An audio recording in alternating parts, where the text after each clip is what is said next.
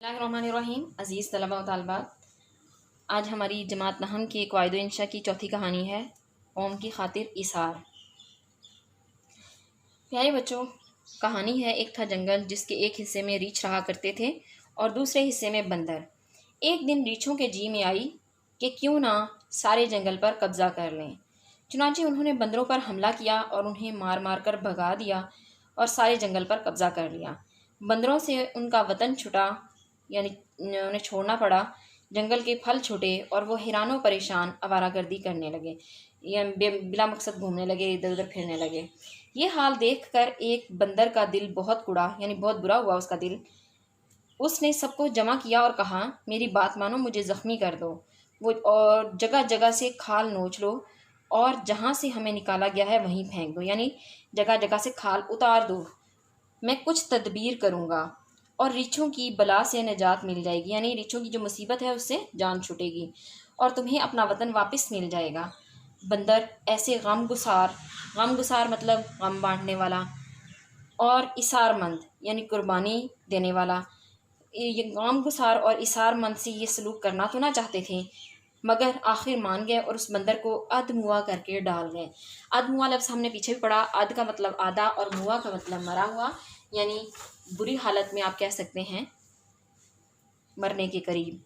रीछों ने एक ज़ख्मी बंदर को देखा और पूछा, तुम यहाँ कैसे आए? तुम्हें मालूम ना था कि हम जंगल के वाहिद मालिक हैं? ज़ख्मी बंदर ने आहें भरते हुए जवाब दिया, मैंने अपने साथियों को तुम्हारा ग़ुलाम बनकर रहने को कहा तो उन्होंने मेरा ये हाल कर दिया। अब वो एक ऐसे जंगल में चले गए हैं जहाँ हर तरफ हरी भरी घास का फर्श बिछा हुआ, चश्मे ठंडा पानी उगल रहे हैं, फलदार दरख्तों के बेशुमार जंगल हैं। जंगल क्या है? बहिश्त का किता है। किता मीन टुकड़ा, बहिश्त मीन जन्नत, यानी उसने ऐसी मंजर कशी की उस दूसरे जंगल की कि गोया वो जन्नत का टुकड़ा है।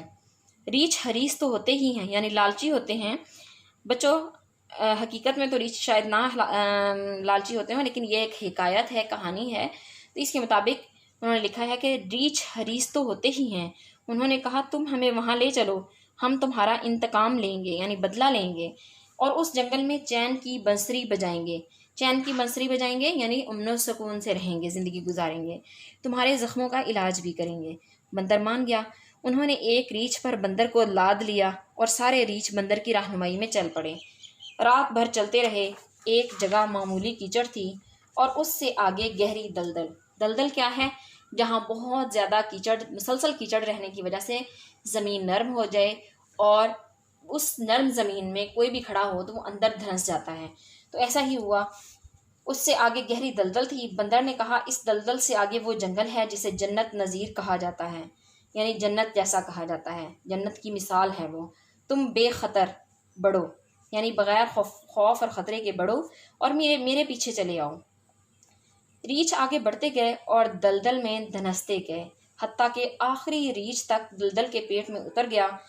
अगली सुबह को सारा जंगल सुनसान था, यानी वीरान हो चुका था, किसी रीछ का पता तक ना था।